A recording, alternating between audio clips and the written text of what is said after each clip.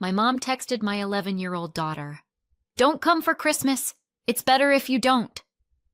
She looked at the message, then at the gift for Grandma she'd spent 6 hours making.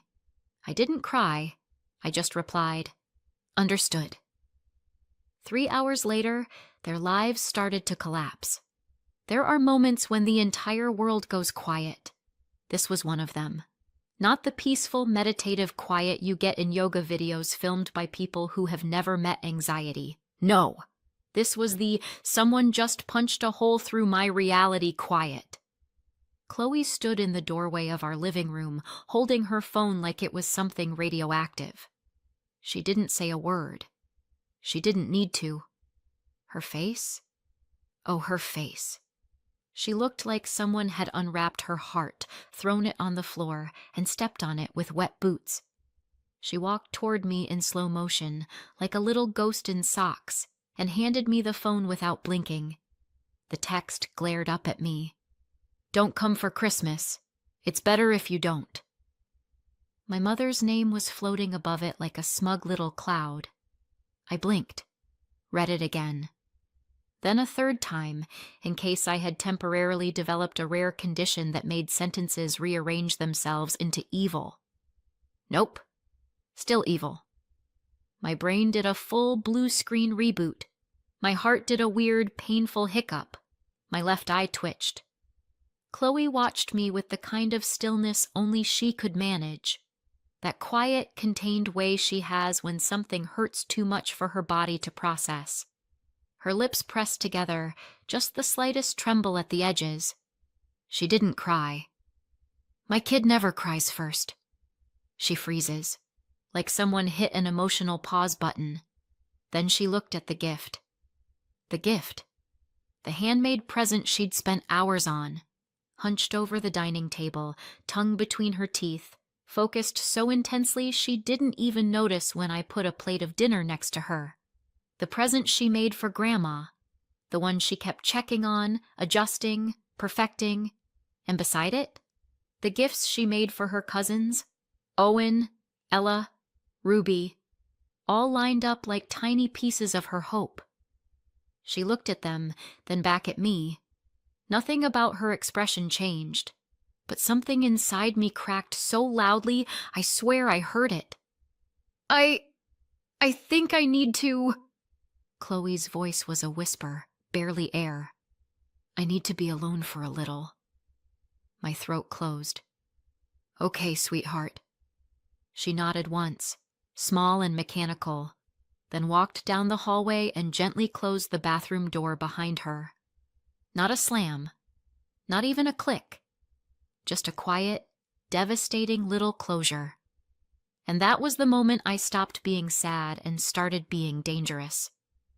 I picked up my phone, felt that tremor of adrenaline settle into something sharp, and walked into the kitchen, the only room in the house where I could pace aggressively without stepping on a Lego. I hit call Mom. She answered on the second ring, voice sugary in that way that made my molars itch. "Hi! Hi, sweetheart!" "What is that message supposed to mean?" There was a pause, a little theatrical sigh. "Oh, Rachel. Let's not make this dramatic." My hand clenched around the counter. "You told Chloe not to come." "We all discussed it," she said, like we meant some grand decision-making council instead of the dysfunctional circus that is my family. Stephanie and Tyler agreed. The children agreed. It's just better this way. Better how? You know how she is, dear. And there it was. That tone. She'd already judged Chloe, so anything I said was automatically wrong. She just doesn't fit in with the other kids. There will be games, noise, chaos. It's not the right environment. She is your granddaughter. A beat. Yes, well, she said lightly, not all children connect with big family gatherings, and the others said they wouldn't be comfortable. I'm just protecting them. Protecting them, I repeated, deadpan. From an 11-year-old who spent weeks making them gifts? Oh, Rachel, don't twist my words. We all agreed. It's settled. If you want to come alone, You're welcome. Just don't bring Chloe." My jaw locked so hard I thought I might crack a tooth. "And that's final," she added, with the grace of a door slamming in my soul. I didn't scream. I didn't beg. I didn't cry. I just said, evenly, "Understood," and hung up. I leaned against the wall, breathing like someone had unplugged all my emotions and left me on survival mode. Then I felt a presence behind me. Chloe. She stood in the middle of the hallway in her soft pajama pants, eyes red around the edges but still dry. Her voice came small and careful. What did she say? "Can I come?" I crouched down and pulled her into a hug, slow, gentle, so I didn't break her. "No," I said softly. "Even if you could, we're not going." Chloe nodded into my shoulder. "Okay." Her voice was steady, but I could feel the tightness in her body, the kind of quiet hurt that sits under the skin like a bruise. "We're going to do something better," I said, brushing a strand of hair from her face. She looked at me with those wide, hopeful eyes that always undo me. "Like what?" I smiled. And it wasn't a nice smile. It was the kind of smile that makes villains reconsider their life choices. "You'll see." Because right then, in the stillness of that awful, perfect moment, something clicked into place. A decision, a clarity, a cold, steady resolve, and while Chloe padded back to her room and curled up under her blanket, I picked up my phone again. 3 hours later, their lives would start to fall apart. But right now, I just stood there, staring at the doorway where my daughter had disappeared, and I finally understood. This time, I wasn't going to let them hurt her without consequences. Not anymore. If you'd asked me years ago why I always felt like a stray cat standing outside my own family's window, watching everyone else eat warm casserole while I gnawed on emotional gravel, I wouldn't have had an answer. Now? Oh, I have answers. I have answers, documentation, emotional scars, and a rage that could power the eastern seaboard. But let's rewind, because none of this started with a Christmas text. This started decades ago, long before Chloe ever picked up a glue stick or whispered, "Do you think Grandma will like it?" This started with the childhood cosmic joke otherwise known as being the middle child in my family. And yes, I can hear the universe laughing. Stephanie, my older sister, exited the womb ready for Broadway. She was loud, sparkly, and dramatic in a way that made teachers say things like leadership potential, while I translated it as "someone please sedate her." Tyler, my younger brother, was the adorable, mischievous golden boy, baby Jesus with a baseball bat. And then there was me, Rachel, quiet, nerdy, a background character in my own household. My mother adored children with volume knobs permanently stuck on attention. My father adored peace and books and fixing things that technically weren't broken, which meant he adored me. Dad and I were the only two soft-spoken people in a house that sounded like a marching band trapped inside a blender. Some nights, when Mom was out being the social meteor she always was, streaking across town in a trail of cocktails and half-finished gossip, Dad and I would make grilled cheese and sit in silence. A comfortable silence. A finally nobody is yelling silence. He'd glance at me from across the table and say things like, "You know, Rachel, there's nothing wrong with being quiet. The world needs quiet people." That man was my anchor, which is why the day he got sick, the ground under me cracked. His illness crept in slowly, little hints, little pauses, little winces he thought I couldn't see. And then suddenly, it wasn't little. Hospitals, medications, that faint smell of antiseptic that burrowed permanently into my memory. I spent more time by his bedside than anywhere else. Mom visited, of course, but always like a guest star on a show she didn't really watch. Meanwhile, Stephanie breezed in to talk about her latest social drama. Tyler came for the vending machine snacks. I stayed, because he needed someone who wouldn't fill the room with noise. We talked sometimes. Mostly we just existed in that quiet way we had always understood. And then, one night, when he looked more tired than I had ever seen him, he asked me to sit closer. "Rachel," he whispered, "I need to tell you something before I go." I felt something cold slip between my ribs. "Dad, don't—" "No, sweetheart. Listen." What he told me next felt like someone had switched my life into a different genre without warning. He suspected my mother had cheated. A lot. Enough that he had done a secret DNA test. And I, awkward, quiet, unfavorite me, was his only biological child. I remember staring at him, blinking like the news was buffering in my brain. He apologized for waiting so long to tell me. He said he didn't want to blow up the family while he was still alive.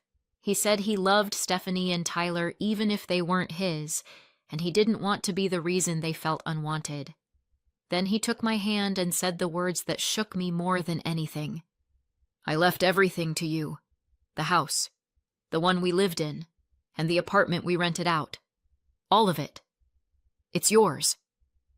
I nodded, because that's what you do when your father is holding on by a thread and giving you truths that could set the planet on fire. I didn't cry until much later. When he died, I was 17, a minor, barely holding myself together. And that was when I asked Mom, gently, cautiously, already bracing, whether there had been a will. She didn't blink, didn't hesitate, didn't stutter. "No, there wasn't anything," she said, casually flipping through a magazine like we were discussing weather patterns. "Everything naturally passes to the spouse. That's how it works."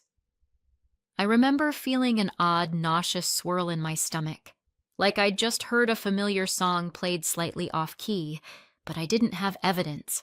I had no document, no lawyer, no adult power, just a dying man's whisper and a mother who lied with the grace of someone who'd been doing it for decades.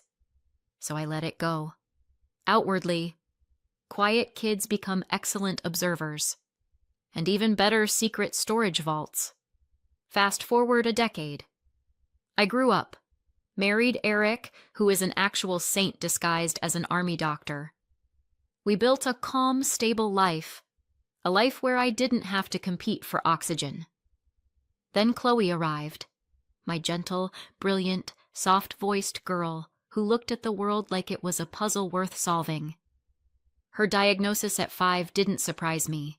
It explained her quiet intensity, her hyper-focus, her difficulty with loud environments, her way of practicing conversations in the mirror like she was studying for an exam. She wasn't wrong. She wasn't broken. She was just her. And she adored my family. Painfully enough, she adored them.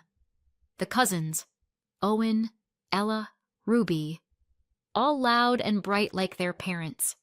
The exact kind of kids who steamroll quieter ones without even noticing. Chloe tried to keep up anyway.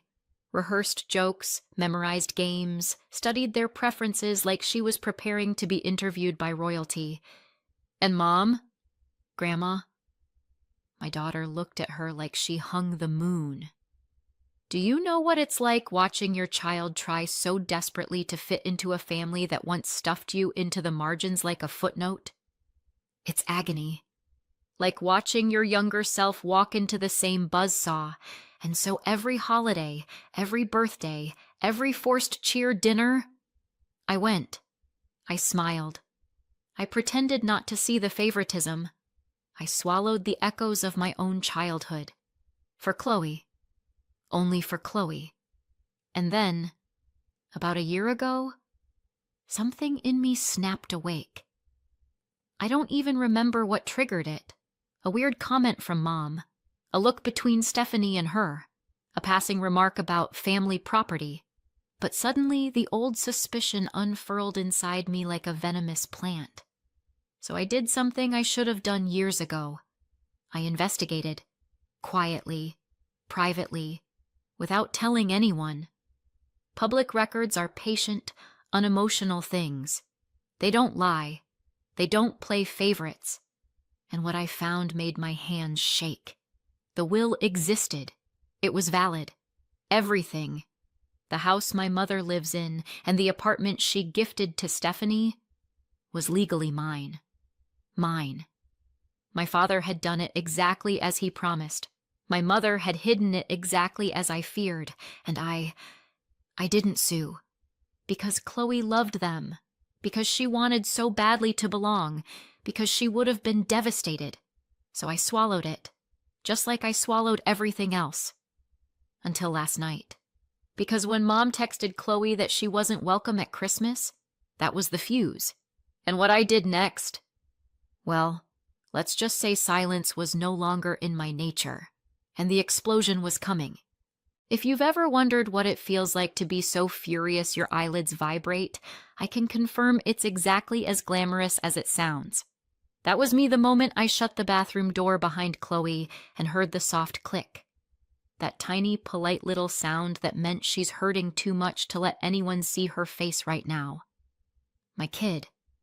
My soft-spoken, gift-making, people-pleasing kid. And the people she adored most had just told her she wasn't wanted. Every cell in my body went incandescent. I walked into the kitchen like I was entering a combat zone, yanked my phone out of my pocket, and scrolled straight to Natalie, my closest friend on the planet, the only lawyer I trust, and the woman who once threatened to sue an airline on my behalf because they lost my luggage and my will to live. Her contact photo popped up, her holding a mug that said, "Trust me, I'm a lawyer," which suddenly felt more like a battle cry than a joke. I hit call. She picked up on the first ring. "Rachel?" Natalie said. "Talk to me." "My mother told Chloe not to come to Christmas." A beat of silence. Then, "Absolutely not. Where are you?" "I'm coming." 20 minutes later, she barreled through my front door. Hair in a messy bun, coat half-zipped, legal bag slung over her shoulder like she was about to drop-kick the judicial system. She didn't bother with hello. "Show me."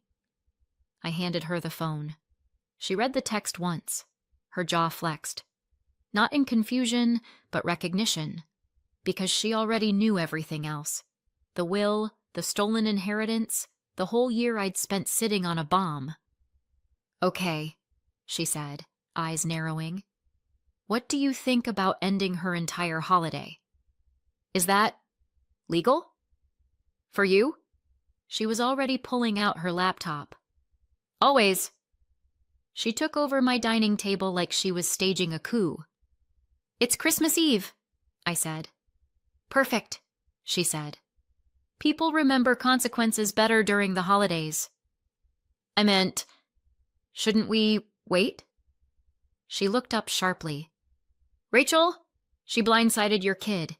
You've waited 11 years longer than I would have. Sit down." I sat. She typed with terrifying focus. Keys rattling like she was writing a spell. "Your mother's party starts at 6, right?" "Yes." "Great. We'll serve her during dessert." My eyebrows tried to leave the country. 30 minutes later, she spun the laptop towards me. "Review this," she said. "Everything accurate?" I read the header. The name of the plaintiff, Rachel.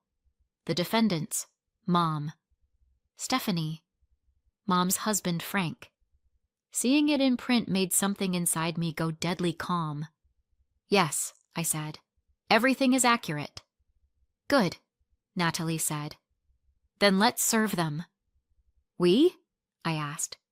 She grinned the grin of a woman who passed the bar exam and now uses that power exclusively for righteous chaos. "Oh, I'm delivering it myself." I blinked. "You're... what?" "Rachel," she said, packing the documents into a perfectly innocent-looking holiday gift bag. "This woman stole your inheritance and psychologically kneecapped your kid. I am not missing the opportunity to hand her the consequences in person. I had no arguments, just awe. Meanwhile, Chloe was curled under her blanket in her room, hugging her stuffed fox, taking the deep, shuddering breaths she took when the world overwhelmed her, and my heart cracked for the 1,000th time. I whispered through the doorway, "I'm right here, sweetheart." She didn't answer, but she didn't need to. I knew she heard me. Natalie straightened, smoothed her coat, and picked up the gift bag. "You ready?" she asked.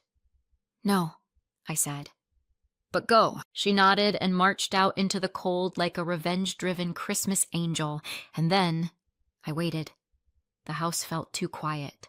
Not peaceful, just tight, expectant, like every wall was holding its breath.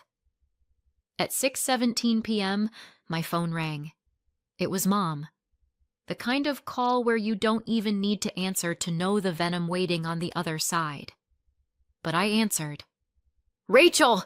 she shrieked, proving she was alive, conscious, and exactly as dramatic as expected. "What is this?" Speakerphone. Definitely on speakerphone. I could hear the party in chaos behind her, clattering plates, raised voices, people gasping. "What is what?" I asked, my voice cool enough to frost the windows. "This lawsuit. You sent a woman to my house like some kind of... that witch. With a bag. And she said I've been served." Ah, Natalie was officially a witch now.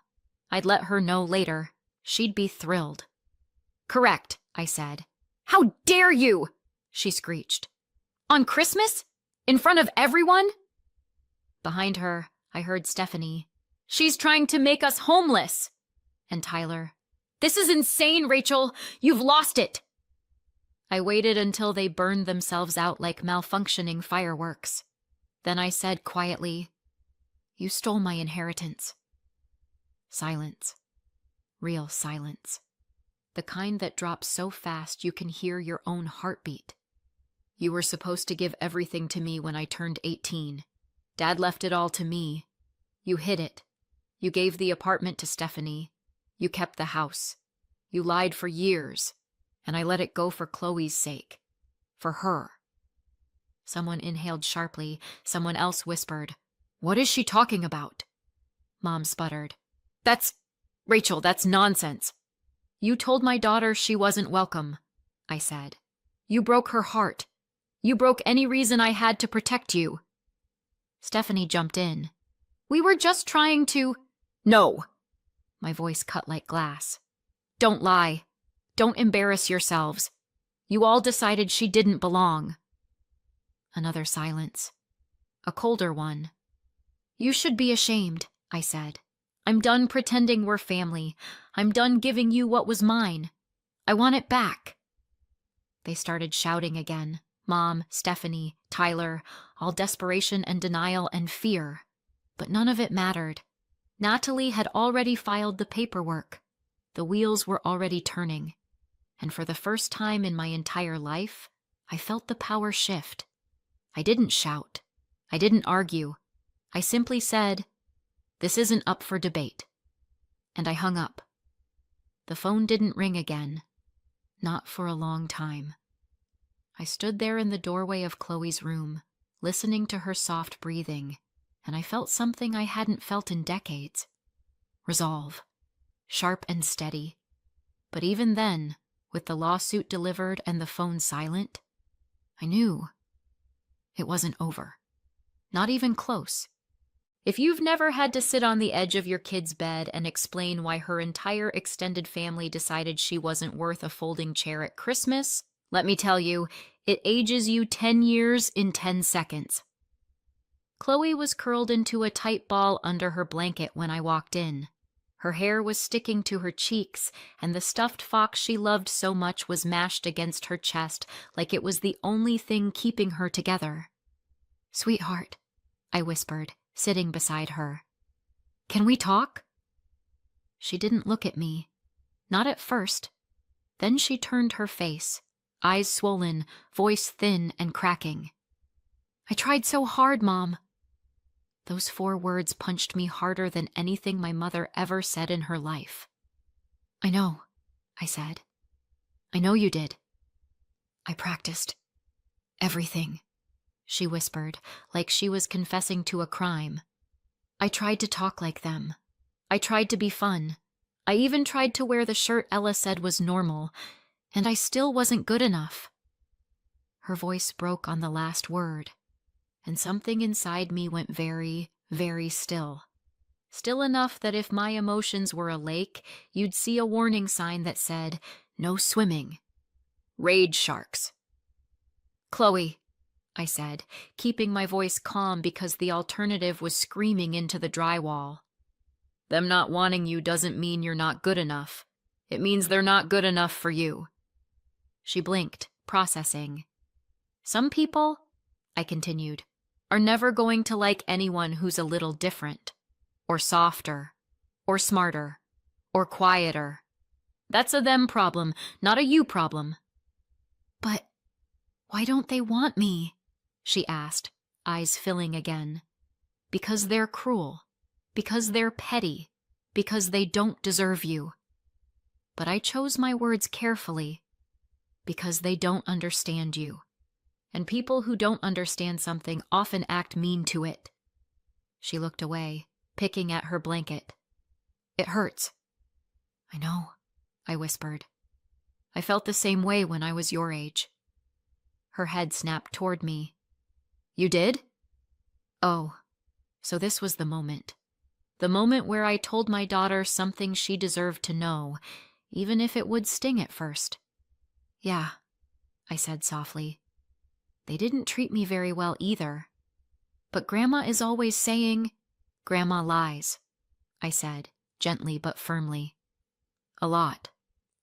I took a breath. No going back now. "There's something you need to know. Something I didn't want to tell you because I didn't want you to feel caught in the middle."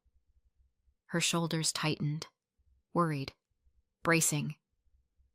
"Your grandfather," I said quietly, "left everything he owned to me before he died. The house, the apartment, everything." She frowned. "But Grandma lives there." "She wasn't supposed to," I said. "She hid the will. She pretended it didn't exist. And she gave the apartment to Aunt Stephanie even though she had no right to." Chloe's eyes widened. "She stole it?" "Yes." "And she knew it was supposed to be yours?" "She did." Silence. Then Chloe whispered, "I admired her." I nodded. "I know, baby. I know. She's not a good person, is she?" That was a knife right between the ribs. "People can pretend to be good," I said. "They can smile and act nice and say the right things, but what they do, that's who they are. And what she did to you, what she did to me, that's not love. That's not family."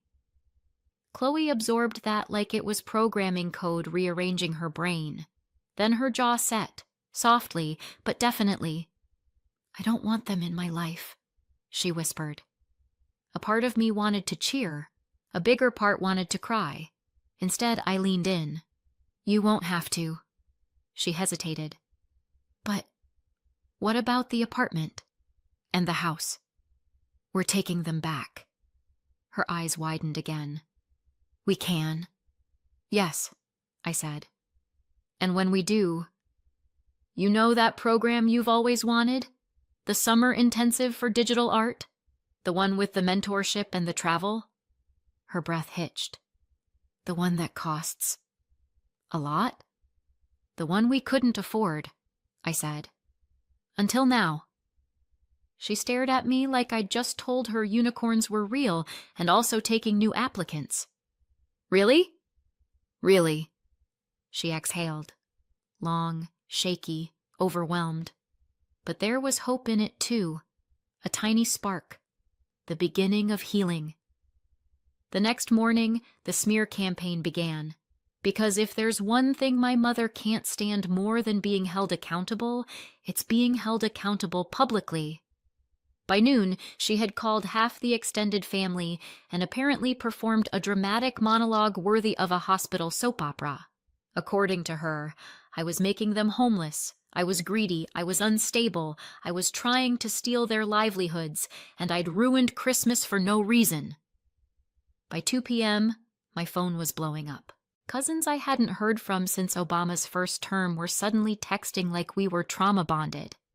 "Is it true you sued your mom? What's going on? Your mother is saying wild things. Are you okay?" So I told them. All of it. Chloe's exclusion, the hidden will, the stolen inheritance, the illegally gifted apartment, Stephanie's participation, Frank living in property he had no right to, and the fact that I'd stayed silent for Chloe, and for no other reason. The shift was instant. Replies rolled in like dominoes tipping over. I had no idea. That's awful. Your poor daughter. Good for you. She stole from you? Jesus. You're doing the right thing. Mom's smear campaign died so fast it didn't even get a funeral. 2 days later, Stephanie showed up at my door. She looked like she hadn't slept, and her husband hovered behind her holding one of the kids' coats like a man preparing for an evacuation. "You can't do this," she blurted before I even said hello. "Where am I supposed to go? Where are my kids supposed to go?" "You should have thought about that," I said calmly, "before you decided my daughter wasn't worth a seat at Christmas." "It wasn't like that. Don't lie," I said. "It's embarrassing." Her face crumpled, and for 1 second I felt a flicker of pity. But then I remembered Chloe sitting alone with a handmade gift she would never deliver, and the pity evaporated. "That apartment was always mine," I said, "and you living there was never free. It cost my daughter her chance at having a family." Stephanie's shoulders sagged. She murmured something like an apology, but it wasn't for Chloe. It was for herself, and I was done with that. "Start packing," I said quietly. "You have time, but you do have to go." She left trembling. The court battle came weeks later. Mom, Stephanie, and Frank tried everything. "The will is invalid. Rachel waited too long. We thought the house was ours. She wants to punish us. We're victims." Natalie dismantled them like IKEA furniture built without instructions. When the judge ruled in my favor, confirming I was the rightful heir and ordering them to vacate both properties, the look on their faces was something I will not lie. I will treasure forever. Not because I wanted them hurt, but because Chloe finally saw consequences for people who had hurt her for years. That mattered. When we walked out of the courthouse, Chloe took my hand and squeezed it. "This is ours now," I told her. "And so is your future." She nodded, her eyes bright with something I hadn't seen in weeks. Hope. "You know what?" she whispered. "I feel okay." And just like that, the world didn't feel so heavy anymore. Because after everything, the lies, the exclusion, the betrayal, we ended exactly where we were meant to be, free, together, and building a life where no one would ever again make my daughter feel small. Not now. Not ever. So, what do you think? Too far? Not far enough? Let me know in the comments, and subscribe for more.